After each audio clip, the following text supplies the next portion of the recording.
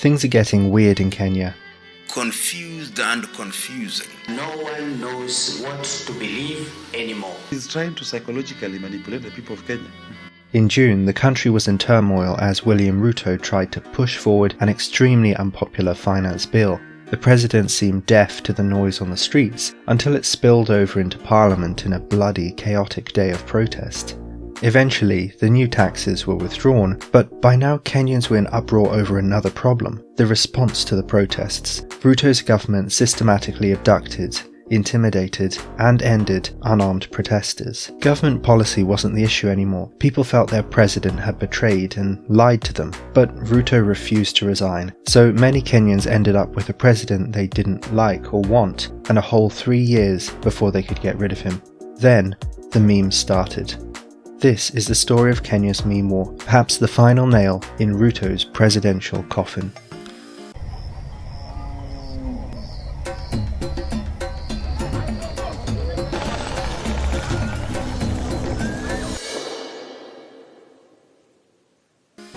He was the hustler president, a man who had more in common with street vendors and farmers than Kenya's political elite.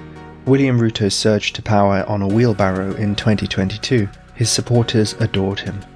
But gradually, cracks started to appear in the image of a humble hustler. Ruto liked being around rich and powerful people. By 2024, his mind full of the demands of Western donors and the IMF, he pushed forward a harsh finance bill to address the nation's growing debt. When protests erupted, Ruto ignored them as the death toll mounted. Eventually, they forced their way into parliament, and Ruto was forced to quietly withdraw the bill. But he didn't resign. Instead, he looked to Kenya's other political elites to protect his power. He did a deal with Raila Odinga, leader of the opposition, creating a broad-based government. Raila's party supported Ruto, and in exchange, Ruto nominated Raila for a post in the African Union. The new setup allowed Ruto to force out his deputy president, who had been making threatening noises during the protests. Gachagua was impeached in a showy political trial, distracting people from the ongoing abductions of anti-Ruto activists. Gachagua didn't have much popular support outside his region, but he was a weak scapegoat for the chaos Ruto had created. The nickname started early on. Even before the 2024 finance bill, people were calling Ruto Zakayo, Zacchaeus the tax collector from the Bible. Ruto even joked about the name. Since I have already been referred to as Zakayo in some areas, maybe we will have a tax collector day. After the finance bill protests, with tens of Kenyans dead and hundreds injured, a new name emerged: the Butcher of Sugoi. Ruto runs a large chicken farm in his home village of Sugoi, but of course, the name had a double meaning and became popular on social media after shootings by the police in June. The problem with Zakayo and Butcher is they don't quite describe how many Kenyans felt about Ruto. He seemed greedy and dangerous, but he also appeared sneaky, cowardly, and stubborn.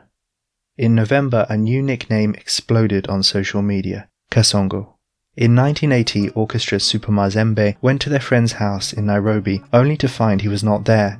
His distressed wife was worried and crying for him to return home. The band started to sing, and the song Kasongo was born. Kasongo, my husband, I'm dying. Come back to our marriage. The tune was trending online after an especially bad rendition by a local pastor, when some Kenyans started to connect it to Ruto. Like the missing husband, he was deaf and absent, ignoring the suffering of the people who had elected him. At the same time, an ex-user, Yoko, started to produce distinctive silhouette cartoons of Ruto. Overnight, Ruto had a new name, an image, and even a theme song. Kasongo is now used freely in public interviews to refer to Ruto. Kasongo is Ruto as he really is, the real man hiding behind the lies and false image. His pouted lips show his stubborn nature, his misshapen head full of foolish and selfish thoughts. But apart from this, his body is normal, just like everyone else. He's nothing special. We rarely see Kasongo speak, something Ruto loves to do. Rather, it's by his actions we know him, and Kasongo is a thug. During the impeachment of Deputy President Gachagua, Kasongo was pictured attempting to impeach God himself. Later, he tried to build his own mountain, the name of Gashagua's region. Then Kasongo began to expand his activities across the country, cutting power lines, misdirecting traffic, turning off the power, and voting for himself. When Ruto turned to political dynasties to support his presidency, Kasongo was pictured in a lifeboat with them. Later, he was shown digging his own political grave with the support of Uhuru Kenyatta and Raila Odinga. It even turned out Kasongo was one of the government snipers shooting protesters in June, but when brought to justice by himself, he was tried and prosecuted by Kasongo. When Ruto started a cow vaccination campaign, Kasongo became a cow in need of vaccination. The metaphor of injecting truth into Ruto is so popular that a new Gen Z party is called Inject. Ruto's government is not clueless when it comes to social media. His chief digital strategist, Dennis Itumbi, responded with a more flattering black and white silhouette of Ruto, listing his many achievements.